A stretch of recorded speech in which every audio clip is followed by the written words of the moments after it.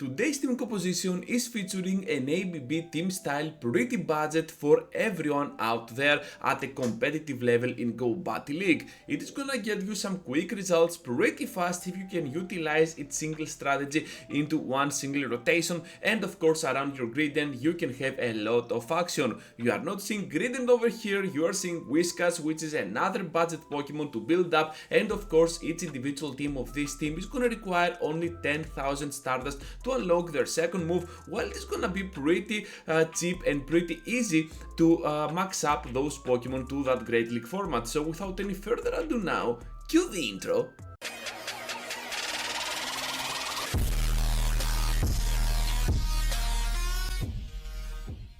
Let's begin today's content with Whiskas up in front, having both Griden and Noctowl a double normal backline at the very end. So Whiskas here up against his Ninetales is gonna be able to do so much work with those skulls. All we need to do is to apply at least the debuff, and we can do it right straight off the bat. So now that Griden can easily go in, go for the bot slam, drop that Pokemon severely low, we can see what they might be actually having at the back. So now with that Umbreon, I guess that we can spam our way to victory with those back to back body slams, and of course they can do the same thing with those foul plays, and as you can see they will get here to another move, but to my surprise this is a last resort. Are you kidding me? So they almost brought us to no HP. I was not expecting this, but still we can go ahead and throw one more bot slam before they do anything weird, and before they farm us down here with that final snarl, we're gonna do the same thing back at them with a mud shot.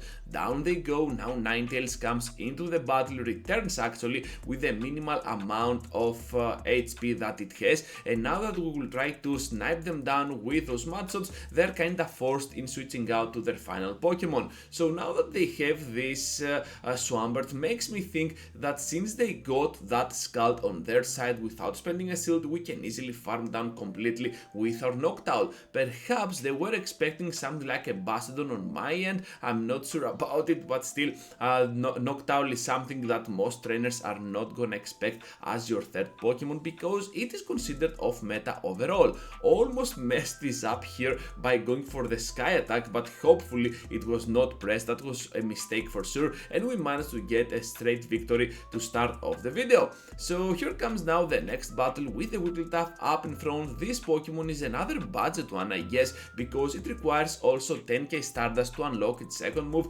Perhaps you can go ahead and rely on Wigglytuff, but in some situations it is getting hard to hold down, so I guess that this team is much better than having a Wigglytuff at your backline. So with that good run now coming in, we can have a much safer environment here with our body slams, able to deal so much pressure on their end. Another body slam on the shield this time, and one more, even though they can reach to that charge attack first. So I'm pretty sure we can survive the Aqua Tail. Here comes now my move, able to drop them severely low, and now let's see, can we outspeed to the next charge attack? We need less turns to reach to that move, so down they go. Now at the very end they have a Feraligatr, and they manage to get a nice amount of energy on their end. So what I want to do here is to try and catch at least the Ice Beam or the Hydro Cannon on my Whiskas, but my opponent here knows much better, and they're able to snipe me down after they use a few more of those Shadow Claws. So in the process we need to call here the bait or not. I decide to block, they end up going for the Hydro Cannon, which is kind of a big bummer,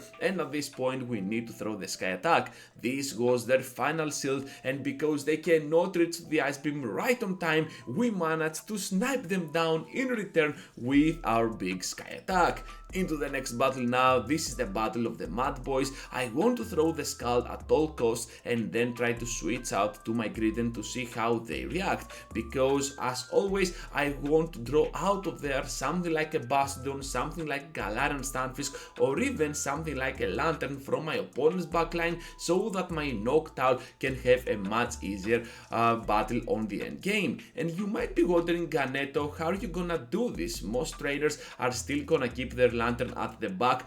Well, the main reason for that is that they want to avoid at all costs the battle with my Whiskas. That's why I'm counting on that. So Griden is an absolute great safe switch for this team, also a pretty budget one. And once again, this team is forged by 3 Pokemon that are pretty budget, pretty easy to build. You can find them even on the wild, no legacies required, no excels, only 10k Stardust to unlock their second move. So yeah, this is an absolutely great team for everyone out there. Pretty budget, pretty effective against the competition and against the entire Great League on the open format. So here comes now Tentacruel at the very end. We can absolutely wreak havoc now with those 2 shields having the upper hand over our opponents, and we definitely need to start using them. So here comes now another Sky Attack to finish them off as soon as possible. Down goes Shadow Tentacruel, what a nice flex. And now with Swampert having no chance at all here, we're just gonna take the move because I know that those mud shots are never gonna be enough to finish us down. All we have to do here is to reach to a single charge attack. We are already there, so the Sky Attack will connect no matter what. So here comes now another big victory for our team. Into the next battle now, and we're facing a Pelipper up in front.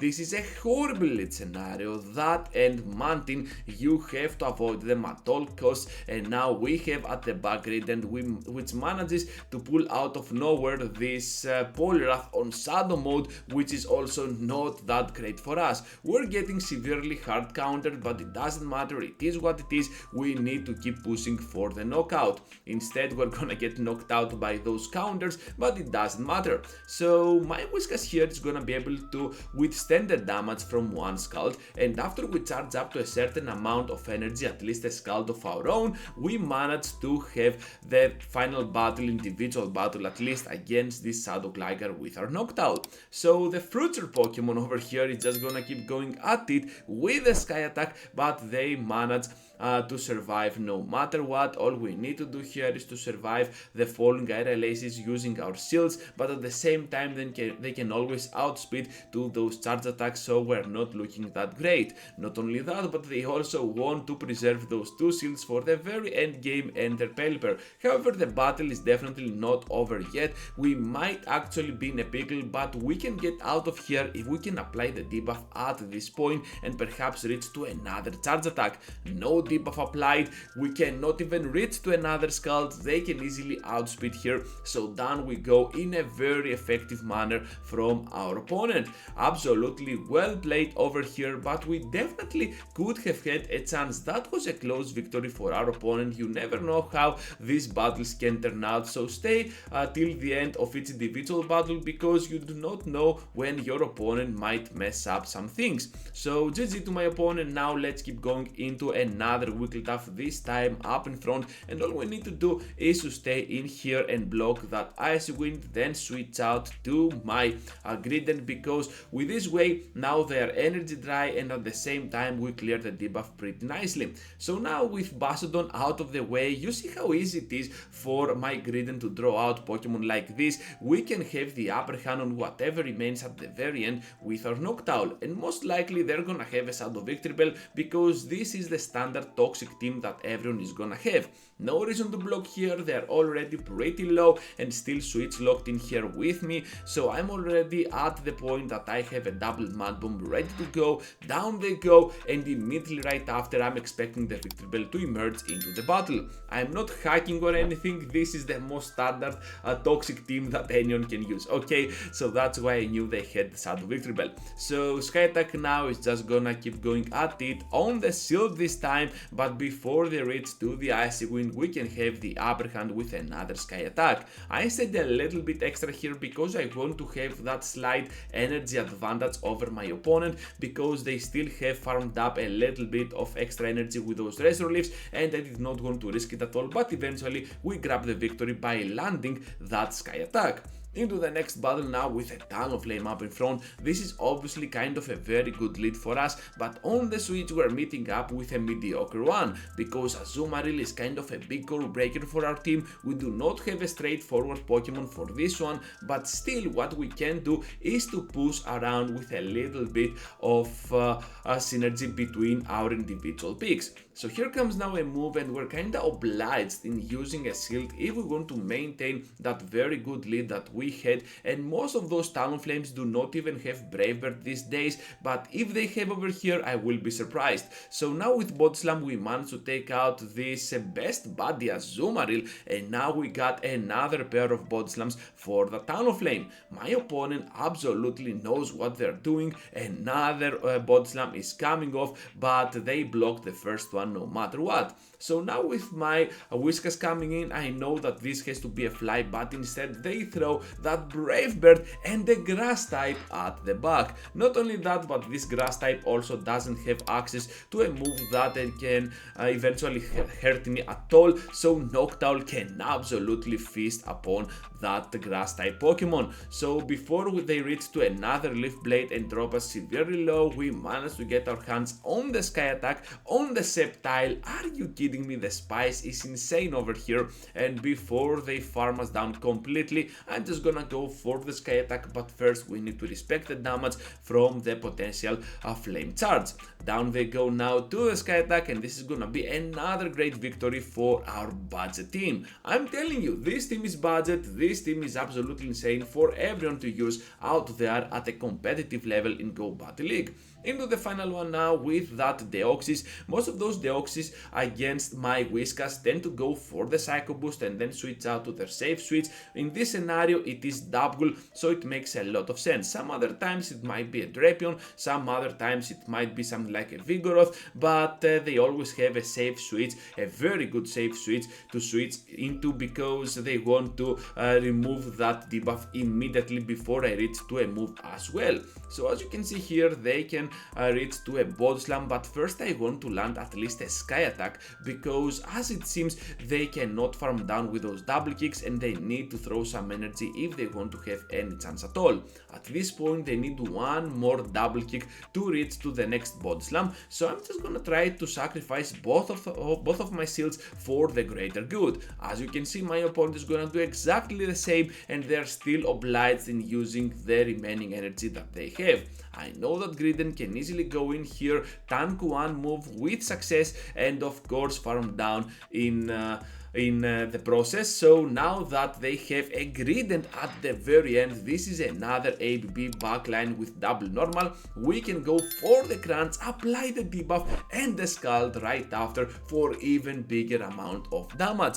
Our plan was executed absolutely wonderfully good over here, and now we can still keep going at it with our Whiskas.